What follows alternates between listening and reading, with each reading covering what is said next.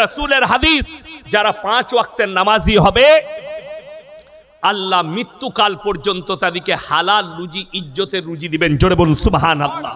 তাদের রুজিতে কোনোদিন কমি আসবে না। অনুভব করি আমরা আলেমরা, মাঝে মাঝে এই আলেমরা ইমামরা অনুভব করে কেন? এই জন্যই আমরা অনুভব করতে পারি, আমরা ভরসা করি আল্লাহর ওপরে।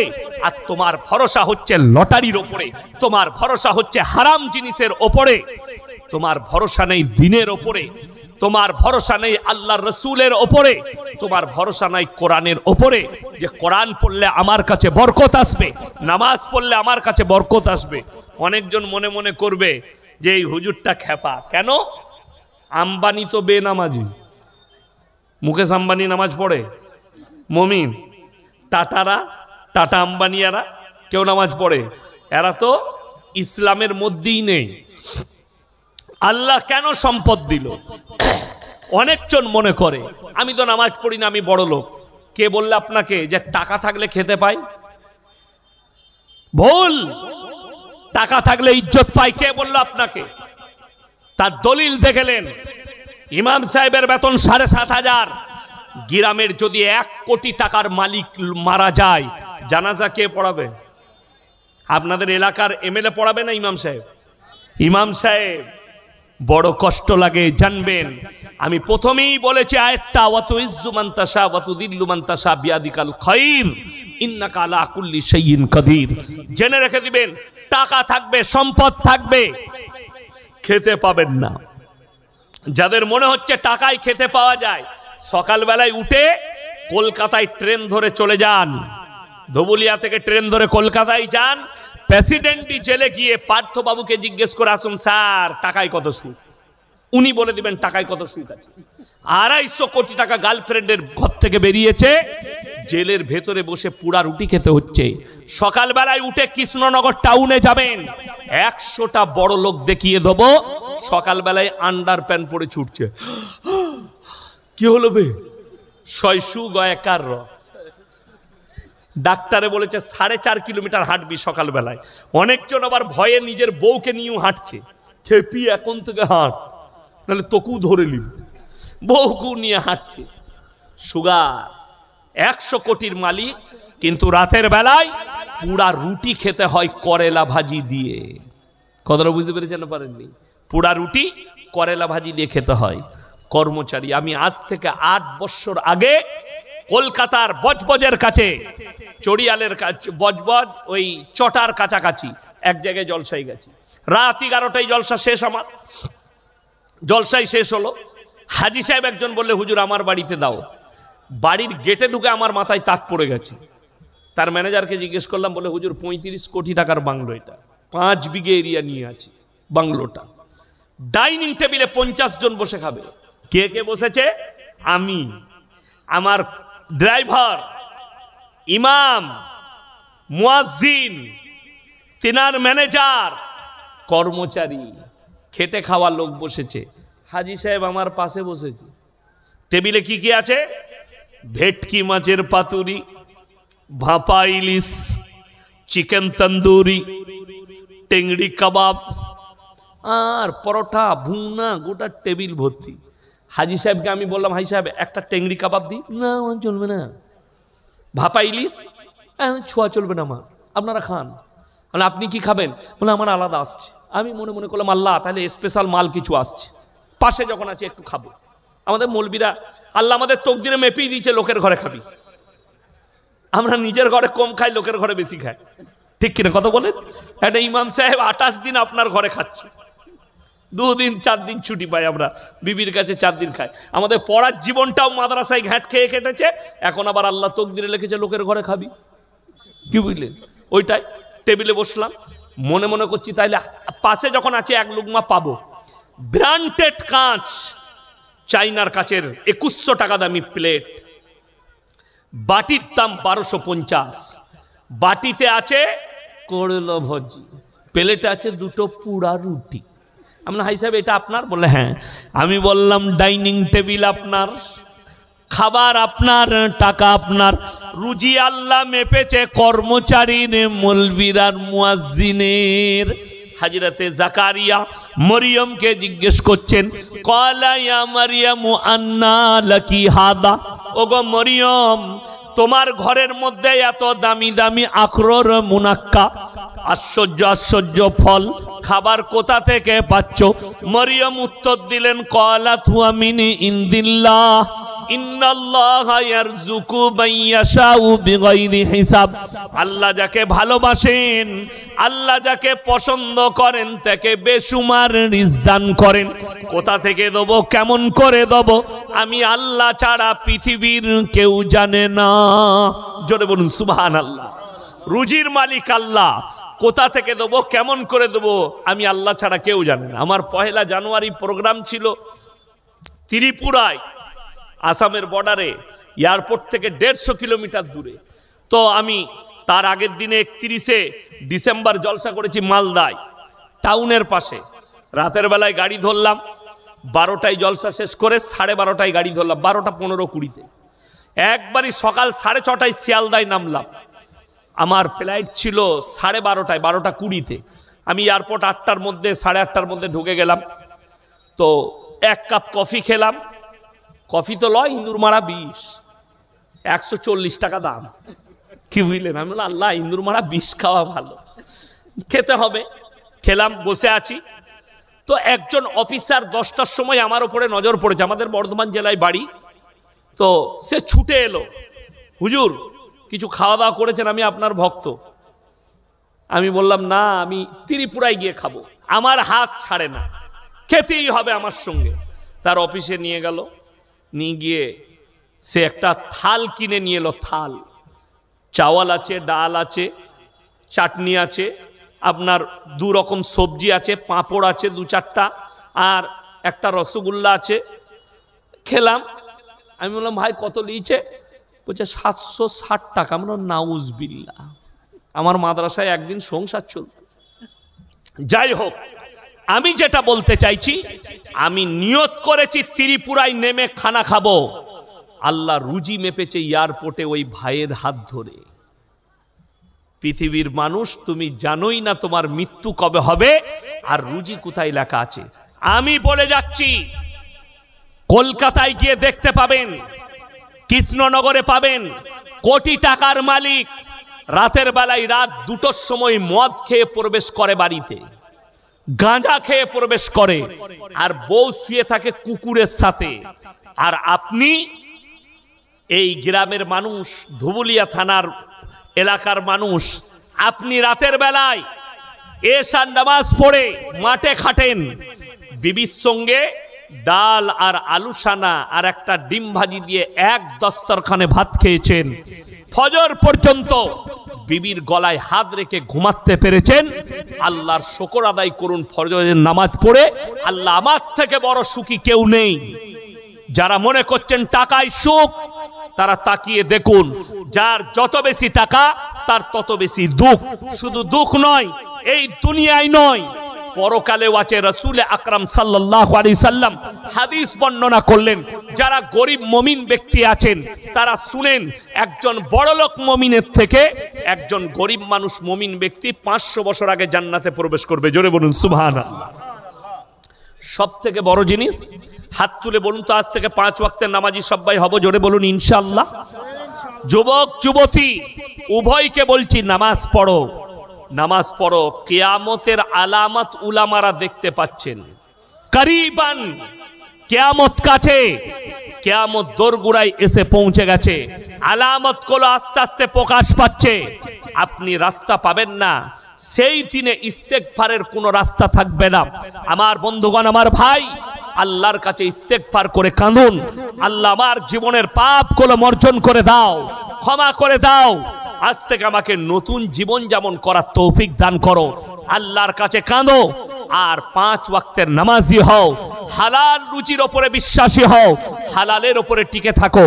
শুনে রেখে দেন, যে কম, যে মুসলমান যখন দিন থেকে সরে যাবে, তারা আল্লাহ আল্লাহ রসুলের আদর্শ থেকে সরে যাবে, তখন আল্লাহ রাব্বুল আলামিন তাদের কাছে অত্যাচারী জালিম বাদশা পাঠিয়ে বদলা নেবেন। হে মুসলমান, শুনে নাও, আপনি কি মনে করছেন ইসলাম মিটে যাবে? না, কোরআন মিটে যাবে না? পৃথিবীর কোনো শক্তির ক্ষমতা নেই ইসলামকে মিটাই, পৃথিবীর কোনো শক্তির ক্ষমতা নেই কোরআনকে মিটাই। আপনি কি ভাবছেন মিটে যাবে? না। আর কটা কুত্তা চিল্লাচ্ছে, এদিকে দিকে লাভ নাই। আরে শুনেলেন, তসলিমা নাসরিন মুসলিম ঘরেই জন্ম নিয়েছে, কোনো হিন্দু ঘরে জন্ম নেয়নি, রসুলের দুশ্মন। অথচ এই মেয়েটা আমাদের দেশের কিছু শিক্ষিত লোকের কাছে বলছে এই মেয়েটা দারুণ স্পষ্টবাদী, অথচ সে লজ্জা বয়ে নিজে লিখেছে আমি আমার মাকে আমার চাচার মশারিতে দেখেছি। যার মা তার চাচার মশারিতে, যার জন্মটা চাচার দ্বারা, এটা তো হারাম সন্তান। শুধু তাই নয়, আমি 1 মাস আগে চ্যালেঞ্জ ছুড়েছি, কলকাতা বাগুইয়াটির একটা মুসলিম বলছে নিজেকে, আমি তাকে বলেছি 10 মিনিট সময় নেব না, যদি বাপের বিটি হও, তার নাম হচ্ছে নাজিয়া ইলাই খান, প্রতিনিয়ত দাড়িকে গাল, টুপিকে গাল, লম্বা জামাকে গাল, আর আমাদের তো নাম রেখেছে ইয়ে মাদ্রাসা ছাপ। আমরা মাদ্রাসা ছাপ। বড় কষ্ট লাগে। একটা এটিএম চুরি করতে গেলে মাদ্রাসায় পড়া লাগে না? লাগে না? কথা বলে না? মাদ্রাসায় পড়লে এটিএম চুরি করতে পারবে?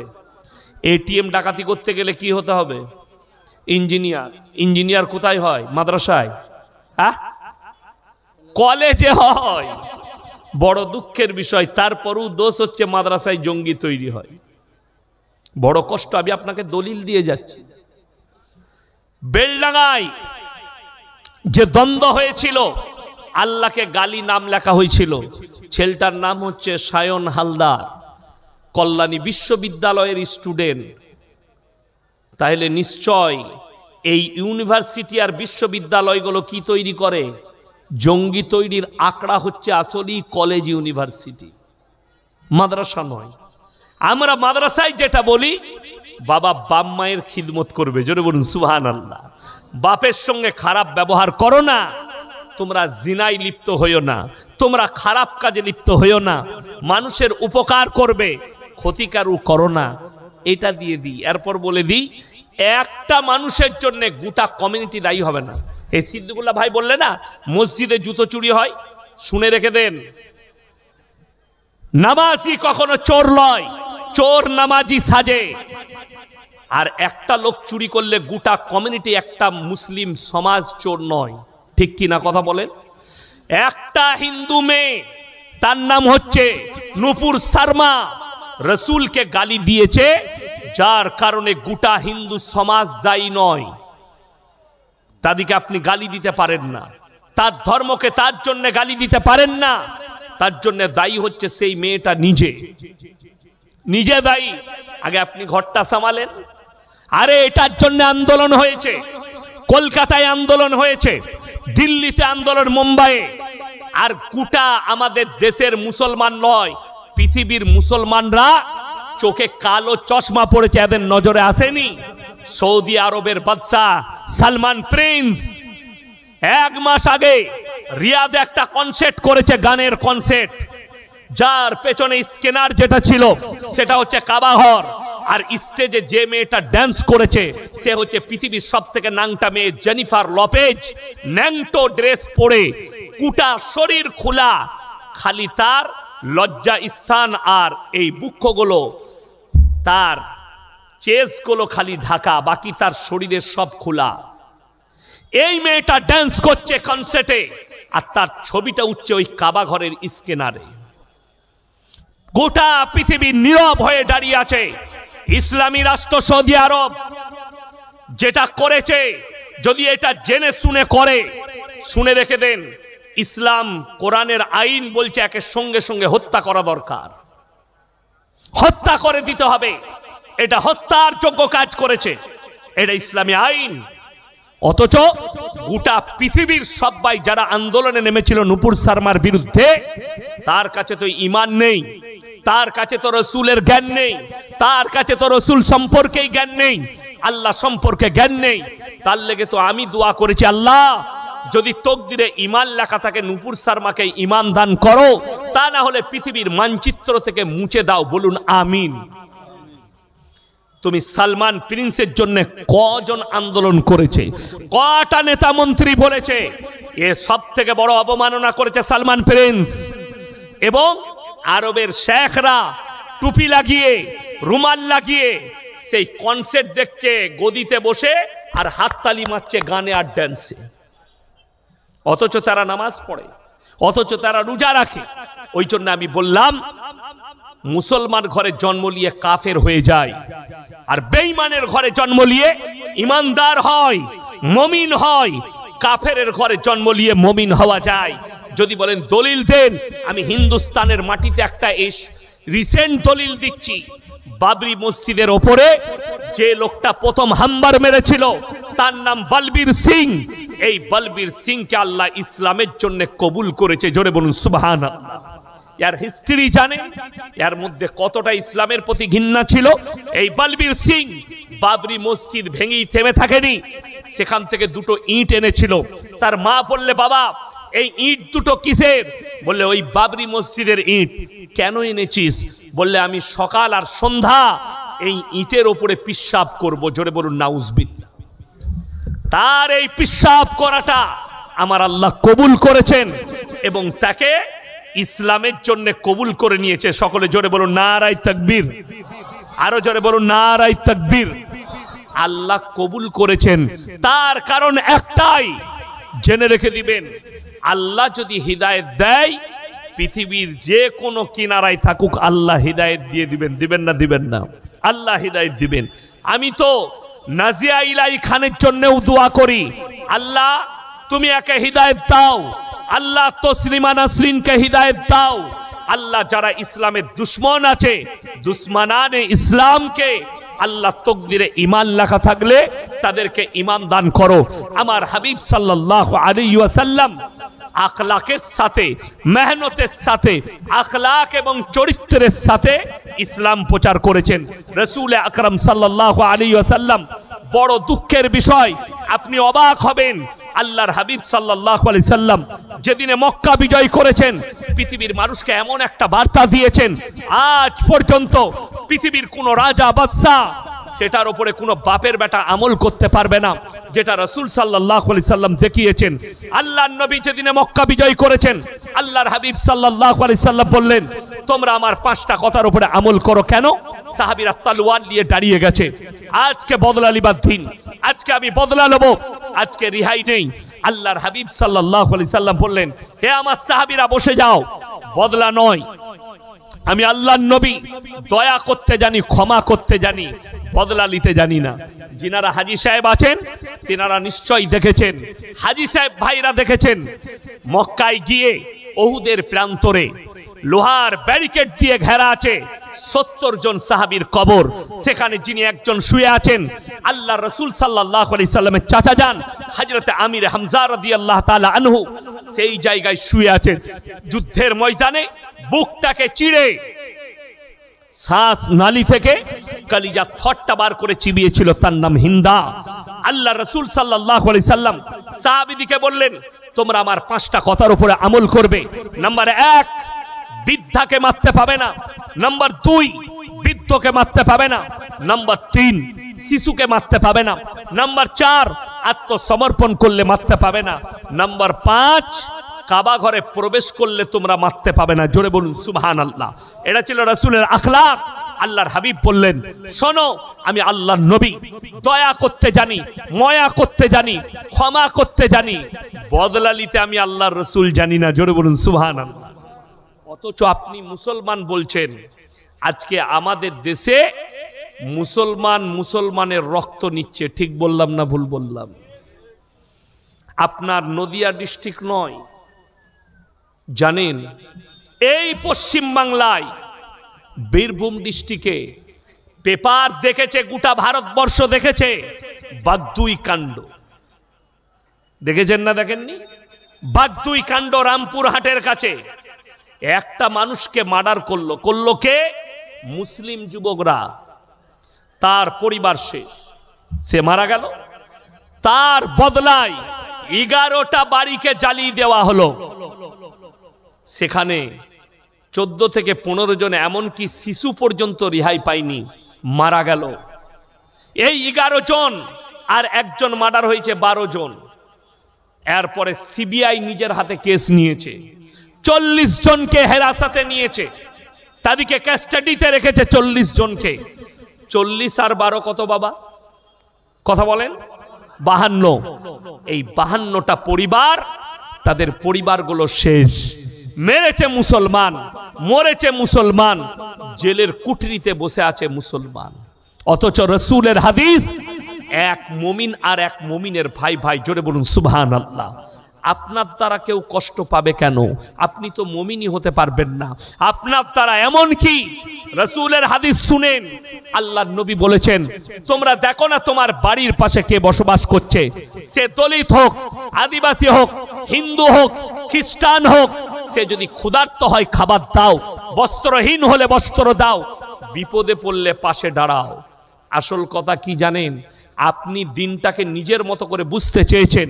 আজকে সমাজ আলেম থেকে বিচ্ছিন্ন, আজকে সমাজ কোরআন থেকে বিচ্ছিন্ন, আজকে সমাজ রাসূলের হাদিস থেকে বিচ্ছিন্ন, যার কারণে বেঈমান কাফেররা হারামগুলোকে আপনার কাছে হালাল বলে ঢুকিয়ে দিয়েছে, অ-ইসলামিক কালচারটাকে ইসলামিক বলে চালিয়ে দিচ্ছে।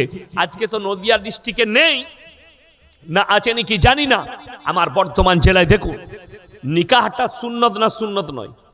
সুন্নত। অথচ মুসলিমরা এই সুন্নতের সঙ্গে অ-ইসলামিক এতগুলো কালচার ঢুকিয়েছে যেগুলো সব ইসলাম বিরোধী। একটা ইমামকে 1000 টাকা বিয়ে পড়ানো দিতে গেলে এদের চোখে বাজে, এদের অন্তরে ব্যথা হয়। অথচ 5000 টাকার ডিজে নিয়ে এসে ড্যান্স করছে বাজিয়ে, গান বাজিয়ে। আপনাদের এখানে গান বাজনা হয় না? বাবা রে, পানিটা দাও তারপর দেখছি। কত বড় কষ্ট লাগে বলুন। আচ্ছা, গান বাজনা হারাম না হালাল বাবা? হারাম। যদি গান বাজনা হারাম হয়, আচ্ছা আপনি বলুন তো, কেউ যদি ইমামকে ওই 5000 টাকার গান বাজনা না করে ইমামকে 5000 দেয়, ইমাম সাহেব দোয়া করবে না করবে না? আরে খেপা, তাহাজ্জুদে দোয়া করবে ইমাম সাহেব যে আল্লাহ, আজকে অমুক ব্যক্তি তার বিটির বিয়েতে তাদের বিয়াই মশাই আমাকে বিয়ে পড়ানো 5000 টাকা দিয়েছে, আল্লাহ তুমি আর জানে মালে বরকত দাও, আল্লাহ তুমি এদের দাম্পত্য জীবনকে সুখী করো। বিসমিল্লাহ, আলহামদুলিল্লাহ। অথচ এটা এলো কোথা থেকে? অ-ইসলামী। একটা আলেম অর্ডার দিয়েছে? কোন মৌলবি কোথাও বলেছে যে তোমরা গান বাজনা করবে বিয়েতে শাদিতে? বলেনি। আপনি অনুমতি নেননি। আপনি একটা বিয়ে করতে যাচ্ছেন, একটা বিয়ের অনুষ্ঠান করবেন, পরামর্শ কার কাছ থেকে নিচ্ছে? পাড়ার মোড়ল, গ্রামের মোড়ল, গ্রামের নেতা। ইমামকে ডাকবে না। কেন ডাকবে না? ইমাম সাহেব যদি বলে এটা হারাম, ওটা হারাম, এটাই, ওই জন্যে ডাকবেন না। বড় কষ্টের বিষয়। আমি এমনি কোথাও বিয়েতে শাদিতে যাই না, আমার এক দূর সম্পর্কে আত্মীয় বলে, হুজুর আপনার গ্রামে আমার ছেলের বিয়ে দিচ্ছি, তার দিন ঠিক করবো, আপনি একবার আসবেন। আমি বললাম বর্ষাকাল, এখন তো জলসা নাই, তো যাব, কিন্তু আমি সারাদিন যেতে পারবো না, আমি আসরের নামাজ পড়ে যাব, চা পানিটা খাবো, দিন ঠিক করবো, পালিয়ে আসবো। বলে ঠিক আছে, হয়ে যাবে। তো আমি কি করব, আসরের নামাজ পড়ে গেলাম, গিয়ে দেখছি, আমি বলে চা পানি নিয়ে এসো। চা দিয়েছে, পাঁপড় দিয়েছে, চানাচুর দিয়েছে, বিস্কুট দিয়েছে, সব দিয়েছে, কিন্তু ডিম সিদ্ধ দেয়নি। আমাদের এখানে নিয়ম আছে না নাই যে মেহমানকে চায়ের সঙ্গে ডিম সিদ্ধ দিই না আমরা বাঙালিরা? দিই, ডিম দেয় না। আমি মনে মনে করলাম আল্লাহ ভুলে গেছে, না কিনে নাই, না পয়সা নাই, যাই হোক ওটা পেরিয়ে গেল। আমি মনে মনে করলাম ঘরে বউকে গিয়ে জিজ্ঞেস করব। আমার বিবি বললে যাও, আত্মীয় হয়, একটু আমার শ্বশুর কুলের কুটুম, বলে যাও, আমি তাই যাচ্ছি। গেলাম। এরপরে আমাকে বললে হুজুর কখন ডেট করব? আপনি যেন বিয়েটা পড়ান। আমি বললাম পড়াবো, কিন্তু সুন্নত তরিকায় হতে হবে। বলে হ্যাঁ। বলে তাহলে ডায়েরিটা খুলে ডেট বলুন। আমি ডায়েরিটা খুললাম। আমি বললাম ফাল্গুন মাসের প্রথম সপ্তাহে, শনিবার বিয়ে, রবিবার অলিমা, সোমবার মেয়ে জামাইকে নিয়ে যাবে। ছেলের বাপ বলছে দাঁড়ান, আমি একটু আসি। আমি আমার ড্রাইভার দেখতে হবে কোথায় গেল। ও বাবা, ও বাইরে গিয়ে বড় মুফতি সাহেবকে ফোন লাগাইছে। আপনারা বুঝতে পারেন না বড় মুফতি সাহেবকে? বউ ওর থেকে বড় মুফতি কেউ আছে? ওর থেকে বড় মুফতি কেউ নাই। তাকে লাগাইছে। সে তখন ওই দিক থেকে বলছে, না শনিবার বিয়ে দিলে শনি লেগে যাবে, যা বুঝে করগা, হুজুরের ফতুয়া মুফতি সাহেবের। এসে আমাকে বলছে, হুজুর শনিবার বিয়ে হবে না। কেন বাবা? বললে আমার বউ বললে কি শনি লেগে যাবে। আমি তাই? আমি শনিবার তোর বাম মরে গেলে কি করবি? তো রেখে দিতে হবে, শনি লাগা যাবে না, শনি লেগে যাবে। অবাক হবেন, আমার কথা মানলো না, ডেট করলো। আমি আল্লাহর কাছে মগরিবের সময় দোয়া করলাম, আল্লাহ এই বিয়ে যেন ভেঙে যায়। আল্লাহ কবুল করেছে। 3 মাস পরে বলছে, হুজুর বিয়ে ভেঙে গেল। আমি বললাম আলহামদুলিল্লাহ। আমরা এরপর তোমার বউকে জিজ্ঞেস করো, মুফতি সাহেবকে, যে সোমবার বিয়ের ডেট করেলাম, এরপরে শনিটা কি করে এসে ওইখানে ঢুকে গেল। হ্যাঁ, আপনাদের মুর্শিদাবাদের রেজিনগরের ছেলে ফোন করে বলছে, হুজুর আমাবস্যার রাতে কি বিয়ে করা যাবে? আমি বললাম, মোটেই করবি না, কালো ছেলে হবে। কি বলবো, আমাদের কাছে সব দিনটাই সমান। আমি নিজে আমাবস্যার রাতে বিয়ে করেছি। আমি বললাম, খেপা, আমাবস্যার রাতেই বিয়ে করবি, অন্ধকারে তোর বন্ধুরা জ্বলাতে পারবে না। কথা বুঝতে পারেন?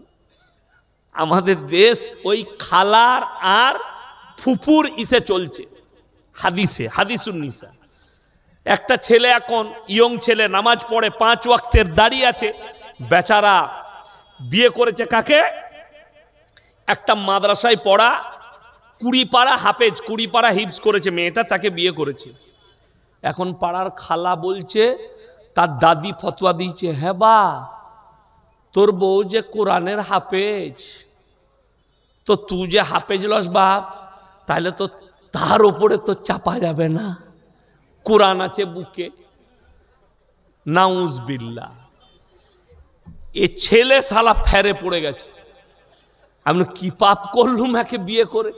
দাদি ফতোয়া দিয়েছে বউয়ের কাছে যাওয়া যাবে না, তোকে হাফেজ হতে হবে। এই বিরাট বিপদ। হুজুরের কাছে আমাকে ফোন করে বলছে, হুজুর আমার দাদি বললে আমার বউ হাফিজে কুরআন, তার উপরে চাপা যাবে না, কি করবো? আমি বললাম, তোর দাদিকে জিজ্ঞেস কর, বল ইয়াসিন সাহেব হাফেজ কারি, আমিও হাফেজে কুরআন। তো আমার বউ তো মাদ্রাসাতে পড়ে নাই, সাধারণ মেয়ে স্কুলে পড়েছে। হ্যাঁ, সে কি করে আমার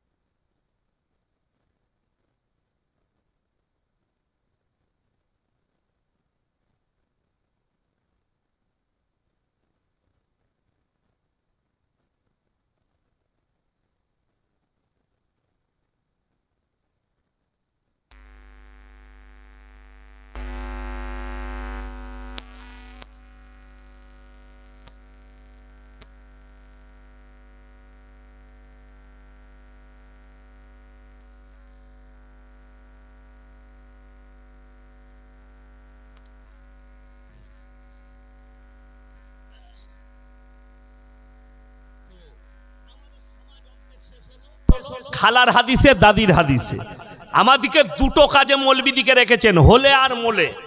হয়েছে হুজুর কানে আজান দিতে হবে, মুখে একটু পানি দিতে হবে, আর মরে গেছে জানাজা পড়তে হবে, বলে বাকি বাকি সব খালা বুঝে নিবে। ওই জন্যই তো আমাদের দেশের এই অবস্থা। খালার হাদিস, দাদির হাদিস, ফুপুর হাদিস। মরা ঘরে ভিড় কার বেশি? মায়েদের। বিয়ে ঘরে ভিড় কার বেশি? মায়েদের। ঠিক বললাম না ভুল বললাম? বরযাত্রী কেউ যাক আর না যাক, ও ঠিক ফেরেন লাভলি মেখে বেরিয়ে গেছে। ঠোঁট পালিশ, গাল পালিশ, কি বুঝলেন? চলার একটি নিয়ে আলাদা। কে বলছে মেয়েরা সাজতে পাবে না? যে বলছে সে ভুল বলছে। মেয়েরা সাজতে পাবে কোথায়? স্বামীর কাছে। কিন্তু আমাদের মেয়েরা সাজে কোথায়? বাজারে। আর স্বামীর কাছে যাই যখন, তখন খেপি মনে হয়। আর স্বামী বলে, এই সরে যা। এই তখন মনে করে আমাকে ভালোবাসে না। এই তখন হুজুর খুঁজে বেড়ায়, আমার স্বামী যেন আমাকে ভালোবাসে। বশ করার তাবিজ। খেপি আমাদের তাবিজে অনেকজন এসে বলছে হুজুর আমার শাশুড়ি খুব জ্বালায়, শাশুড়িকে বশ করার একটা তাবিজ দাও। তো খেপি আমার তাবিজে যদি শাশুড়ি বশ হবে, আমি মোদিজিকে আগে বশ করতাম। কথা